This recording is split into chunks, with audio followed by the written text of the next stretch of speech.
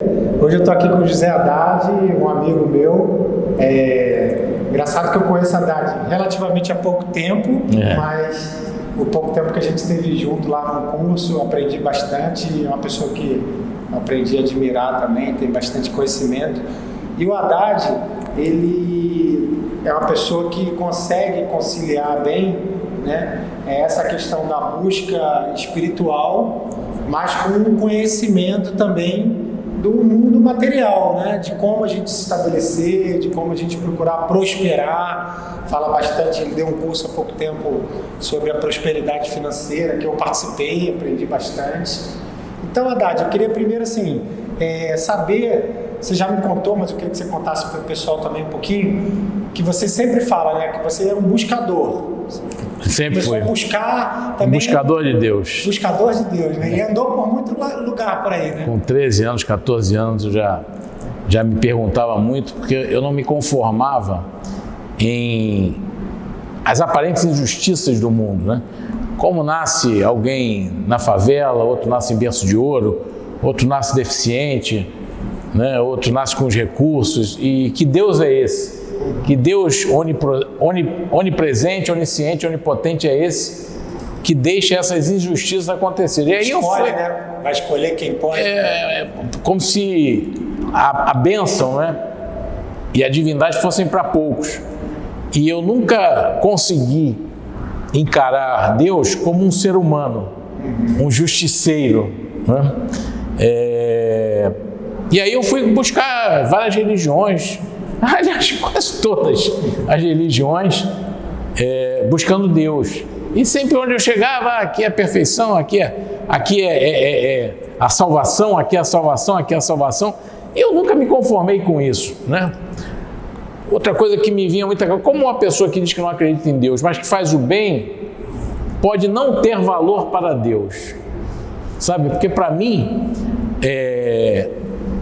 Deus não estaria preocupado. Nessa época eu ainda personificava Deus, né? Deus não está preocupado se acreditam nele ou não, né? É muito superior a isso. E aí quando eu cheguei no centro espírita ali, o André Luiz, fui levado por um amigo, a primeira pessoa que eu vi foi a minha esposa, que é minha esposa até hoje há 36 anos, a Silvia. Foi a primeira pessoa que ele me apresentou. E a segunda foi o seu João. Seu João, sem que eu falasse nada, absolutamente nada, seu João botou a mão aqui no meu ombro e falou: meu filho, deixa eu te falar uma coisa.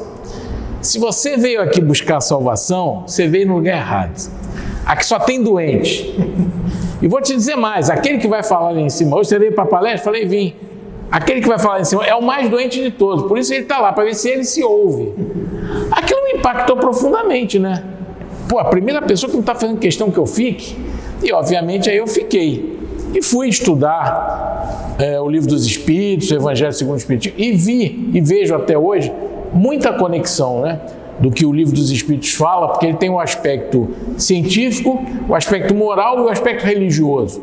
Então, mesmo que você queira esquecer o religioso, se você olhar só o aspecto científico e o aspecto moral do Livro dos Espíritos, sabe, tá tudo ali, você encontra sentido para as coisas que acontecem.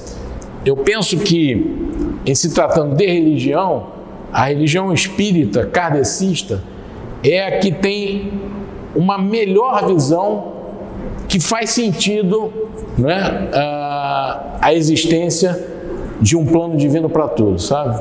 Uma coisa que você fala também que eu acho interessante, acho que tem você falar, é essa questão da religião e da espiritualidade, né? Que às vezes as religião e religiosidade.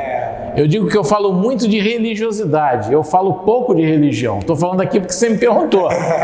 Mas eu não penso que seja necessário falar de religião, até porque religião foi algo criado pelo homem. Pelo homem. E tudo que é criado pelo homem é limitado. Tudo que é criado pelo homem é limitado. Então as religiões, algumas delas até escravizam o ser humano. As maiores guerras, né? Que teve na humanidade. Então é importante a religiosidade. A religiosidade, ela sobrepõe a todas as religiões. E é o que interessa. É o que interessa. É o que te dá sentido na vida, né? É a nossa fonte. a gente buscar a nossa fonte, isso sim é importante. Agora, a religião, eu digo que é menos importante, né? Para a harmonia do mundo, para a paz no mundo, a gente precisa até a palavra religião é religar, né? Mas separam mais do que outra coisa. Então a gente precisa de um sentimento de que todos somos um, né? De que todos somos um. Isso aí depende da religião. O que importa são nossas obras, é o que a gente faz, é isso que interessa para o mundo, é o que a gente consegue construir, não é o que a gente fala, não é a teoria, não é a filosofia, mas é o que a gente faz disso tudo. Porque aquilo até que eu falei hoje aqui na palestra, né? Não é a meditação que vai construir o nosso caminho evolutivo. O que vai construir é o que a gente faz com a meditação, né?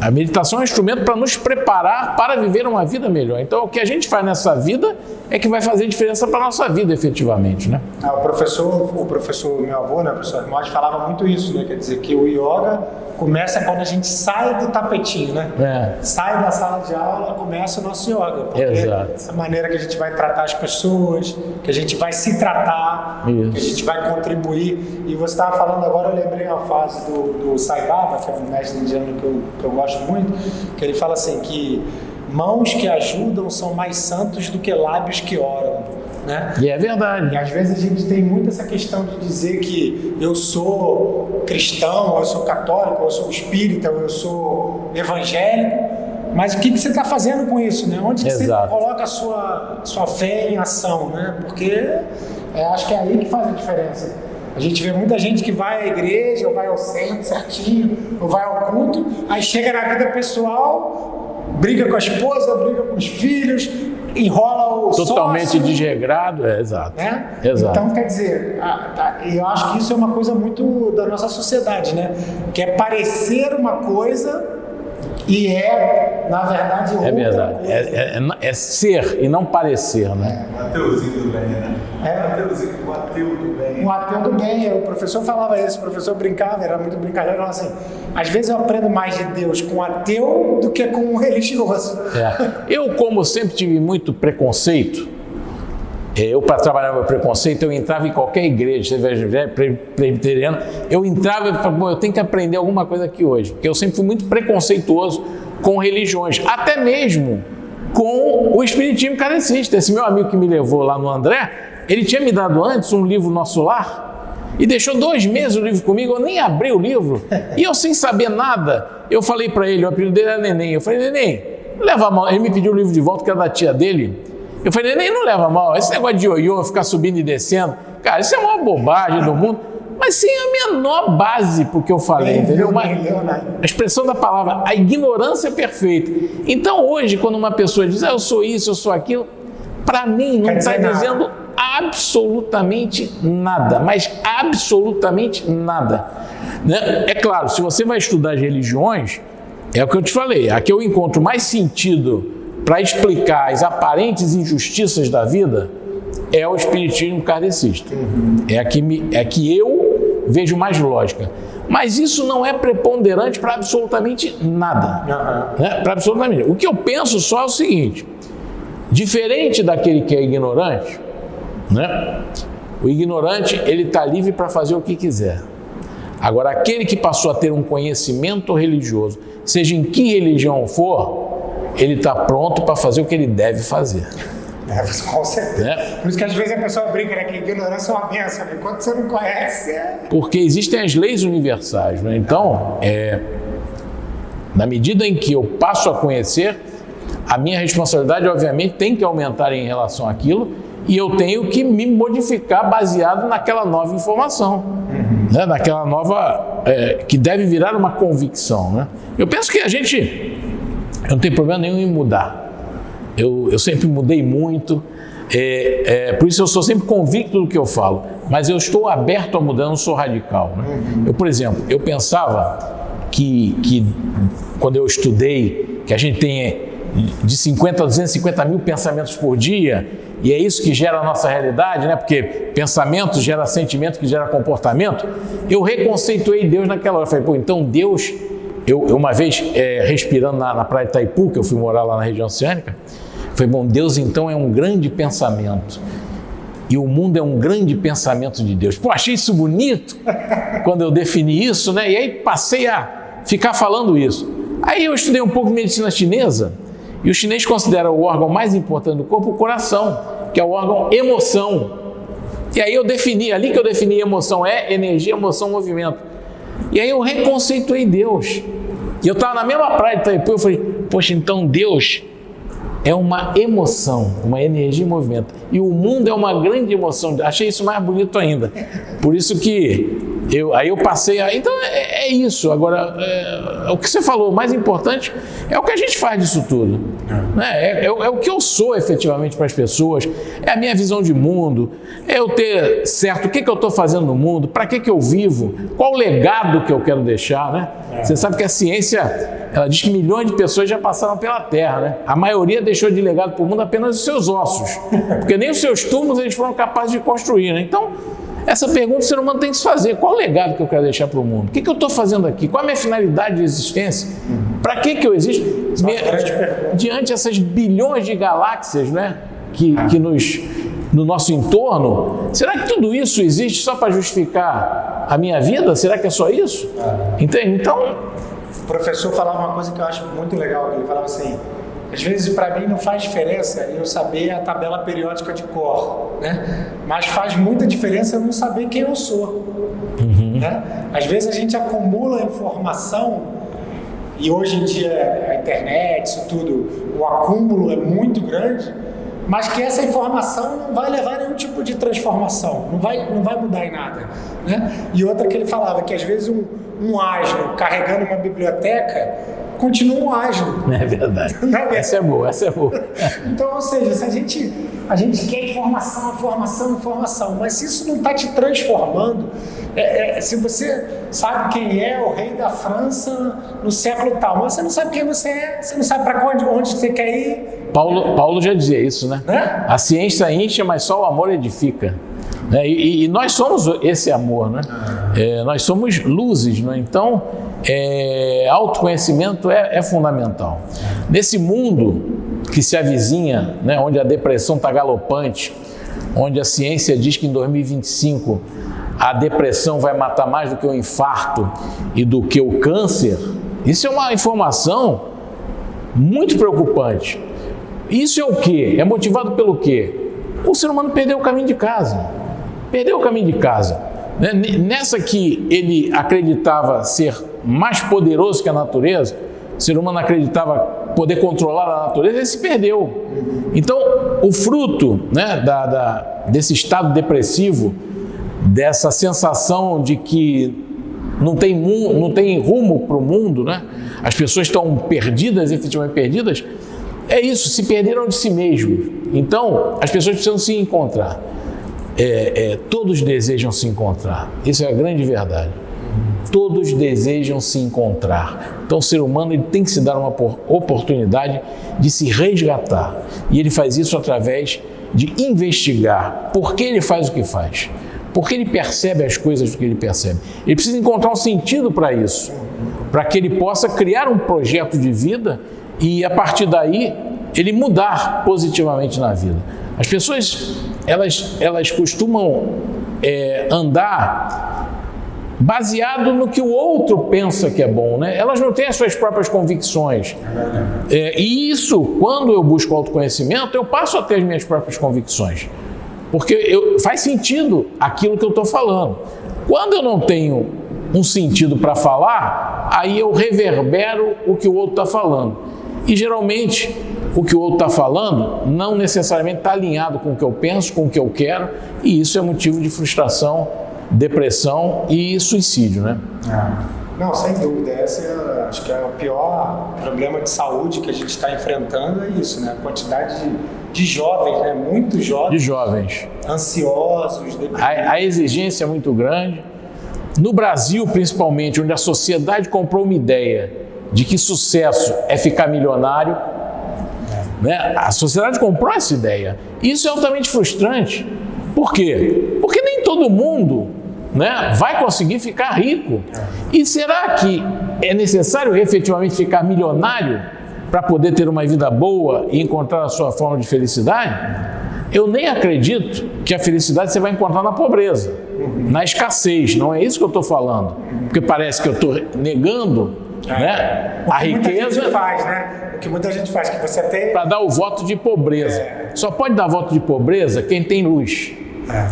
Tem que ter luz para dar voto de pobreza. Quem não está dando voto de pobreza? Voto de pobreza aos nossos olhos. A Madre Teresa de Calcutá, por exemplo, quando fazia o que fazia, sem dinheiro, é porque ela não precisava do dinheiro. Não era a sua fonte de proteção e segurança no mundo. Gandhi da mesma forma. Mas eu pergunto a você, se qualquer um dos dois chegasse na televisão e pedisse doações, no dia seguinte estaria milionário. Por quê? Isso é uma consciência próspera. Então só dá para fazer voto de pobreza quem já é próspero, entende? Quem não é próspero não deve se desafiar a fazer voto de pobreza. Por quê? Isso é uma desculpa para baixa autoestima, é uma desculpa para não confiar em si mesmo e delegar a outra pessoa, geralmente a Deus, que resolva todos os problemas da sua vida, né? E os nossos problemas somos nós mesmos que temos que administrar. E esse é o grande crescimento do ser humano. É aprender a se relacionar, começando a se relacionar consigo mesmo. E uma coisa que você fala bastante, assim, que eu já escutei, já estou aprendendo também, é essa dificuldade que você falou um pouco agora, dessa dicotomia, né? Dessas crenças limitantes. Que a gente, quando cresce dentro de um lar, de uma família que busca Deus, que busca espiritualidade, a gente tem a visão errada de que o dinheiro é sujo, de que o dinheiro não presta. Sim, você tem que escolher... Deus ou dinheiro. Né? Porque a gente vem de Deus, né? Vem da espiritualidade. Quando chega no mundo físico, na espiritualidade não tem certo e errado, só tem um caminho, o caminho do meio. Quando a gente chega no mundo físico, tem certo e errado. Aí surge a dúvida. No que surge a dúvida, aí eu começo a ponderar. Onde é que está essa fonte minha aqui nesse novo mundo? O que representa Deus na Terra? O que mais se assemelha a Deus na Terra é o dinheiro. Que eu acredito que quem entende o dinheiro estará seguro e protegido para viver no mundo. Que é outro ledo engano. Então, eu se venho num lar religioso, e o brasileiro costuma ser um sujeito religioso, eu escolho Deus ou dinheiro? Deus é bom, Deus é amor, Deus é tudo. Dinheiro muda as pessoas, dinheiro... Aí eu escolho Deus e fico duro, né? Quer dizer, quem separa? Eu que separei. Quem falou que é separado? É uma crença limitante. É uma crença limitante. A gente entra nessa dicotomia. Quem falou que é separado? Não é? Se Deus é tudo, claro que inclui dinheiro. Isso é diferente, porque quando eu tenho essa visão de Deus e dinheiro, é uma mentalidade humana, que é dando que se recebe, é uma mentalidade materialista. Farinha pouca, minha opinião, primeiro. Quando eu separo Deus e dinheiro, eu vou para esses dois extremos. E o extremo nunca é bom, né? Nunca é bom, nenhum extremo é bom. Então, eu fico nesse conflito na vida física, acreditando que para ter dinheiro eu tenho que abrir mão de Deus. Isso é uma crença mental que eu tenho que desfazer. E como é que eu desfaço isso? Através de um processo consciente, né? De investigação, de se conhecer primeiro, identificar a crença e depois... Por que eu não posso escolher coisa diferente? O que me limita? O que me impede de escolher coisa diferente? E aí traçar um novo caminho, entendendo que eu tenho um mantra que eu sugiro, que eu quero deixar aqui, que é o seguinte, é um mantra muito bom para quem tem mente humana. Quem veio num lar e escolheu entre Deus e dinheiro, Deus. Quanto melhor eu estiver fisicamente, financeiramente, emocionalmente, intelectualmente, melhor servirei ao mundo. Então, resumindo, quanto melhor eu estiver, melhor servirei ao mundo. Por quê? Porque se você é pobre, duro, não serve para muita coisa, nem para você. Não dá para ajudar ninguém. Não é? Então, se eu vim no mundo físico, eu tenho uma responsabilidade sobre o que eu faço. E se eu tiver recursos, sejam intelectuais, sejam emocionais e também materiais, e aí estou falando de dinheiro, eu posso servir melhor ao mundo. Você quer um exemplo? Um empresário de vanguarda, que é o Richard Branson, do Grupo Virgin. Ele já deu uma declaração. Ele tem mais de 60 mil funcionários espalhados pelo mundo. E ele diz o seguinte: os milhões que eu tenho a mais na minha conta bancária e que eu provavelmente não vou usar, não servem para nada que não seja para servir a humanidade. Olha só. Então ele ajuda ONGs, ele ajuda animais em extinção. Ele faz muita coisa com esse dinheiro. Então isso é a prova de que dinheiro não é mal, pelo contrário, o dinheiro salva vidas. Né? O dinheiro também pode salvar o planeta, desde que bem empregado, desde que bem distribuído. O que acaba com o planeta não é o dinheiro, o que acaba com o planeta é o sentimento de escassez, é o egoísmo, é o sentimento de que no mundo não tem muito para todo mundo. Né? Então isso não serve ao mundo. Agora, se a gente tem uma consciência que no mundo tem muito para todo mundo e que todos poderiam ser prósperos, se nós tivermos a inteligência necessária para distribuir, onde não faltaria absolutamente nada para ninguém, existe dinheiro no mundo para que todo mundo tenha o bastante, o que quiser ter. Existe dinheiro no mundo para isso. Mas o ser humano não acredita. O ser humano não acredita nisso.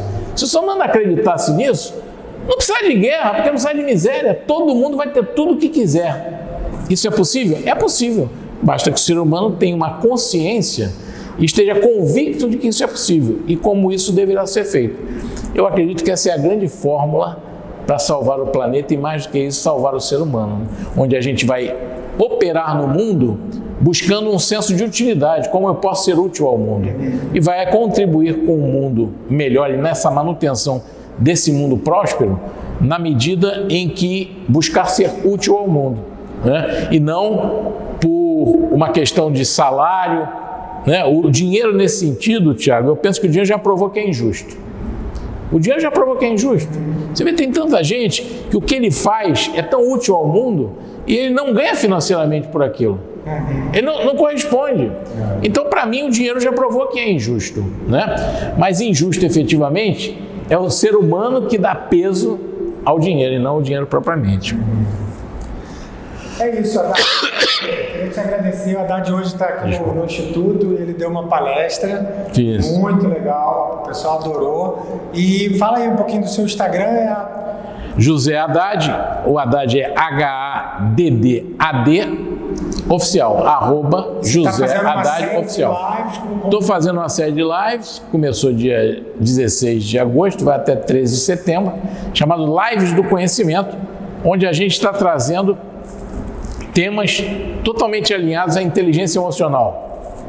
Eu fiz uma primeira live falando de cura emocional e a última live eu vou falar do método 5S do coração, que foi um método que eu desenvolvi, que ele é aplicável a vários contextos, baseado no meu livro Os 5S do Coração, que tive até a honra de ser o Mário Sérgio Cortella prefaciar, né? Eu desenvolvi um método através do livro, que é um método que eu chamo método dos 5S do Coração.